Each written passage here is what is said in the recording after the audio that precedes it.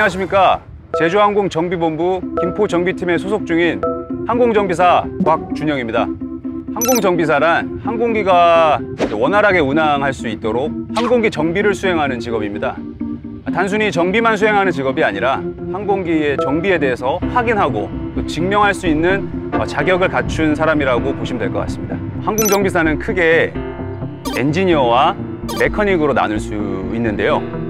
엔지니어는 항공기 기술 검토 및 지원을 해주는 그런 역할을 하는 사람이고요. 메커닉은 실질적으로 이렇게 저처럼 현장에서 항공기의 정비 및 점검을 담당하는 역할을 하는 사람을 메커닉이라고 합니다. 저희 회사 기준으로 말씀을 드리면 정비팀은 크게 세 가지 팀으로 구분이 되어 있는데요. 라인 정비팀, 다른 말로 이제 운항 정비라고 표현을 합니다. 그래서 운항 정비팀, 객실 정비팀, 그다음에 기재 정비팀, 이렇게 크게 세 팀으로 나뉘어 있습니다. 운항 정비팀 같은 경우는 이제 항공기의 원활한 운항 지원과 착륙 장치, 엔진, 연료, 유압, 오일 등 항공기 전반적인 개통을 정비를 담당하는 부서고요. 객실 정비팀은 승객분들이 항공기에 탑승했을 때 이제 불편하지 않으시도록 항공기 내부를 최상으로 점검을 담당하는 부서입니다. 기재 정비팀은 이렇게 항공기의 기체 내외부의 수리와 개조, 또 타이어와 브레이크 같은 부품들의 재생을 담당하는 역할을 하는 부서입니다. 저는 이 중에서도 운항 정비팀에 소속돼 있습니다. 점검과 정비의 좀 차이를 아셔야 되는데, 점검은 이제 항공기가 이상이 없는지를 판단하는 행위를 점검이라고 하고요. 정비는 항공기에 어떤 문제가 발생했을 때, 어떤 불편한 부분이 있을 때 저희가 그걸 다시 원활한 상태로 복귀시키는 행위를 정비라고 합니다. 그래서 정비는 야간에 주로 수행을 하고, 주간에는 이제 승객분들이 타고 이제 여행을 가셔야 되니까 항공기의 원활한 운항 지원과 점검, 그리고 항공기가 운항하면서 피치 못하게 발생하는 결함을 신속하고 정확하게 수정해서 정시성을 유지하는 것이 주간 근무의 핵심입니다. 제가 생각하기에 항공정비사의 제일 중요한 덕목은 정직함이라고 생각합니다. 항공기 같은 경우는 워낙 좀 위험한 이동수단이기 때문에 한번 사고가 나면 크게 발생하지 않습니까? 그래서 항상 저희가 사고 방지, 예방 정비를 위해서 항상 항공기를 정비를 수행할 때 항상 꼼꼼하게 수행하는 그런 좀 세밀함과 집중력도 또 필요한 덕목이라고 좀 생각합니다. 정비를 수행하는데 저희 정비사의 성경책과도 같은 게 정비 교범이거든요. 그 정비 교범에 정말 정직하고 정확하게 그 교범을 준수해서 정비를 해야만 그 치명적인 어떤 사고의 발생을 줄인다거나 아니면 없앨 수가 있습니다. 제가 처음 회사에 입사했을 때 처음 수행했던 정비가 또 우연찮게도 엔진 체인지 작업이었습니다.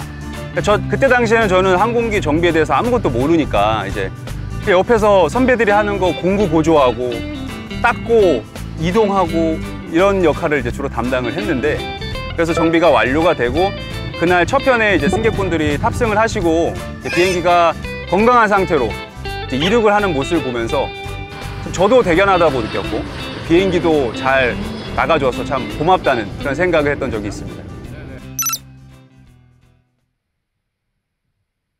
제가 생각하는 항공정비사의 필수 조건은 일단 항공정비사 면허증이 있어야 된다고 생각을 하고, 그 항공정비사 면허증이 필기, 실기, 구술 이렇게 나뉩니다.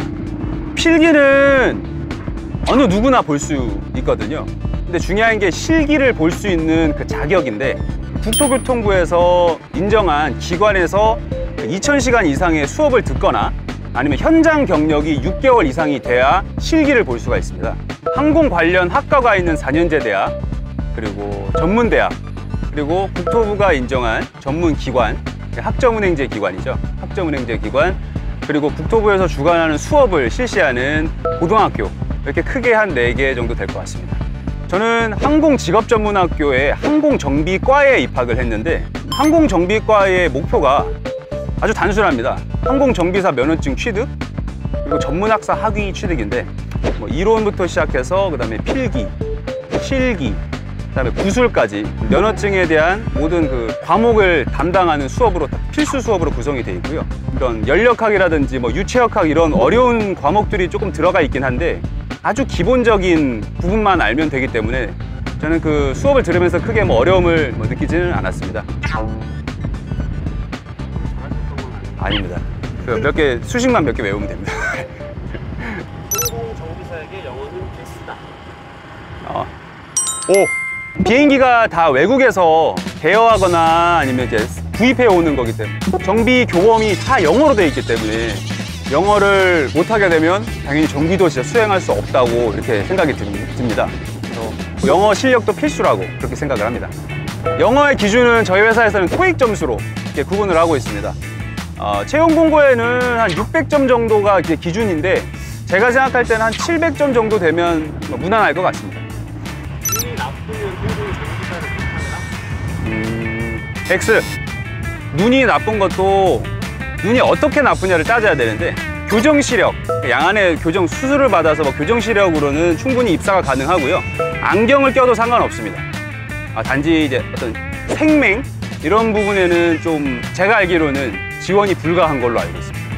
정비사는 수명이 짧다? 세모?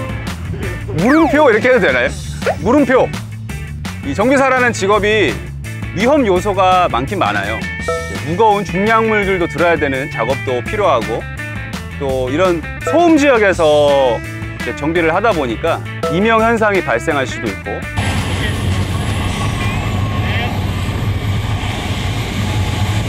그리고 저희가 항공 정비를 할 때 화학 물질을 좀 많이 사용을 합니다.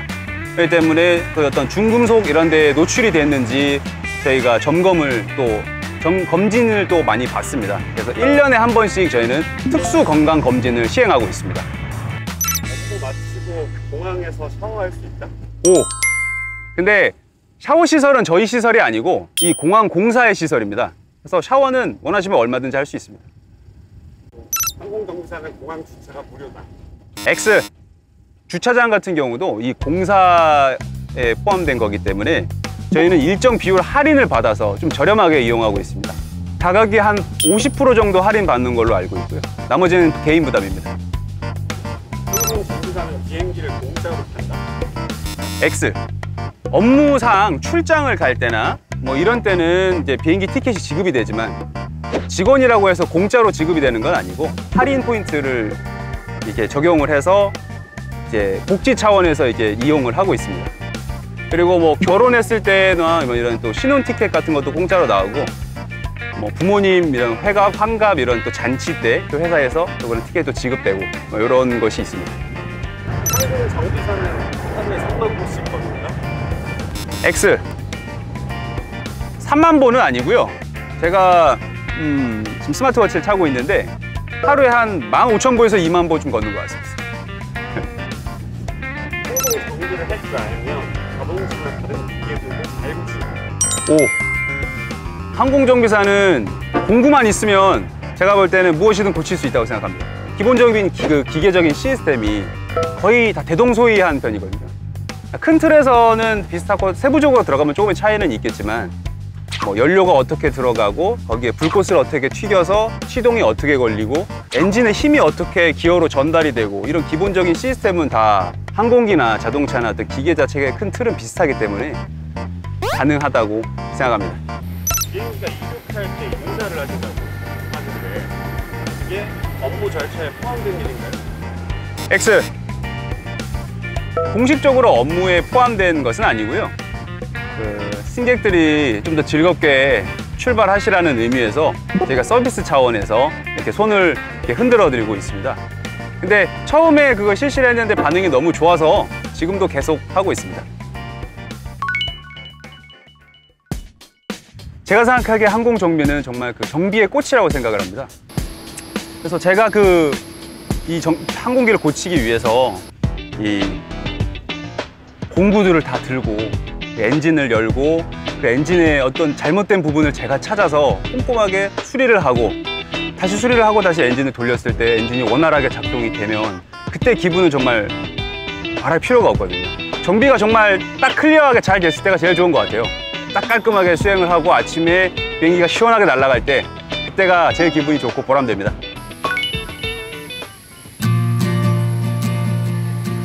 자동 주행 기능은 이미 항공기에 자동차에 적용되기 전부터 이미 항공기에 아주 오래전부터 적용됐던 기능입니다.